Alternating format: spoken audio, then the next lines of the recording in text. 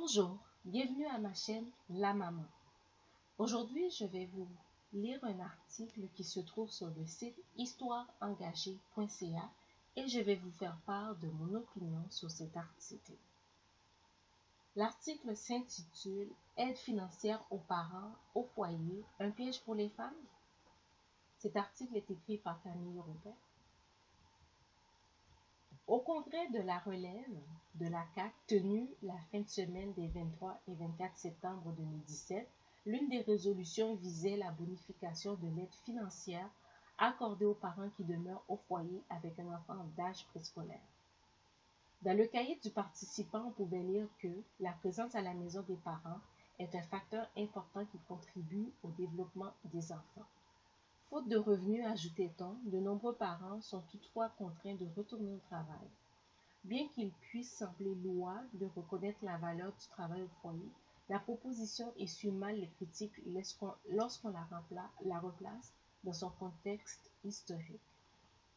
L'idée n'est pas nouvelle. L'ADQ avait déjà défendu une mesure semblable en 2007, soit une allocation aux familles dont les enfants ne fréquentaient pas le réseau des garderies. Qualifiée d'allocation à la mère au foyer, cette proposition avait entraîné une levée de boucliers dans les milieux féministes. Plusieurs organisations y voyaient un recul pour l'autonomie économique des femmes, ainsi qu'un renforcement du modèle familial traditionnel pourvoyeur-ménagère. J'arrête pour l'instant à ce paragraphe. Bon. Ici, comme on peut voir, suite aux propositions d'allocation aux familles dont les enfants ne fréquentaient pas les garderies, les services de garde, pourquoi les féministes et d'autres organisations percevaient cette proposition-là comme un recul pour la femme? Qu'est-ce qu'il y a de si mal, qu'est-ce qu'il y a de si dégradant à ce qu'une femme reste à la maison et s'occupe de son enfant? Qu'est-ce qu'il y a de dégradant dans ça?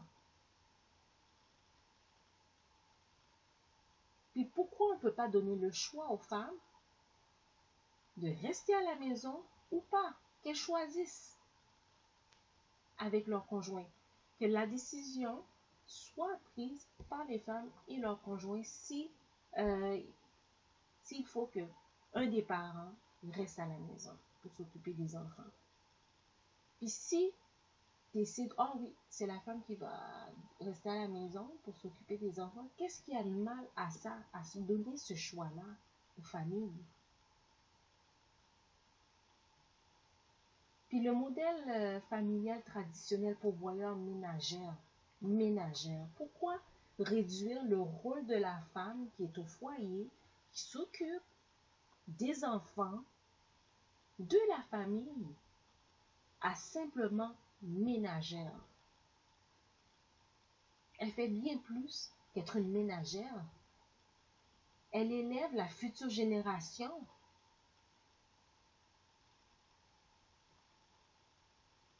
Il me semble que c'est un rôle important, si ce n'est pas un des rôles les plus importants dans notre société.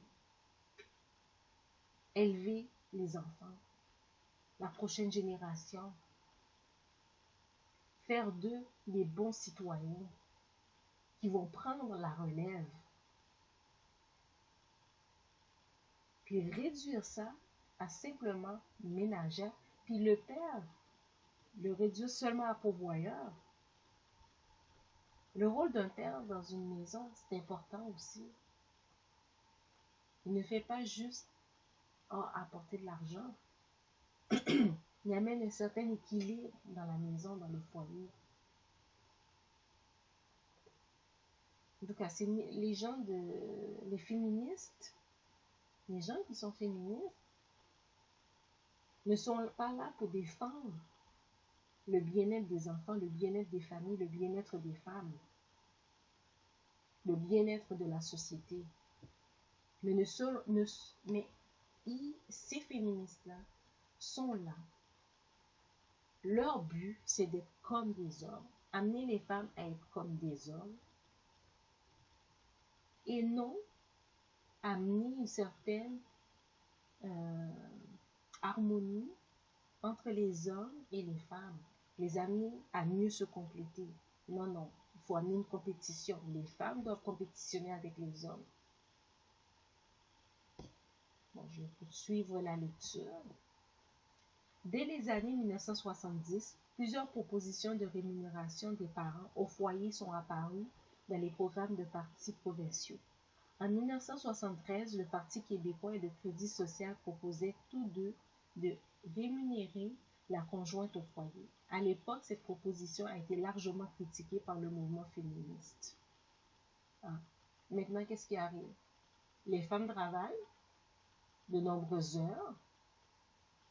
Elles et leurs conjoints payent la garderie pour que leurs enfants se fassent garder. Elles arrivent à la maison épuisées, comme tout,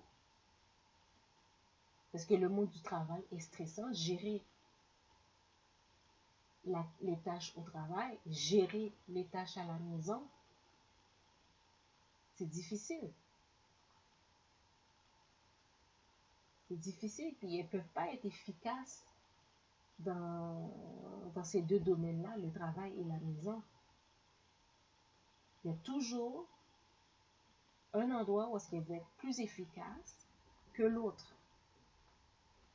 Et souvent, moi je parle par expérience. Je travaille à temps plein. Ça fait pas longtemps que je suis retournée sur le marché du travail après avoir eu mon premier enfant. Je trouve ça difficile. Je donne le meilleur de moi-même au travail. Puis quand je reviens à la maison, je suis moins en forme. Oui, je prends soin de mon fils, mais je sais que je ne suis pas au top de ma forme. Parce que le meilleur de moi-même, je l'ai donné au travail. Et mon fils obtient le restant.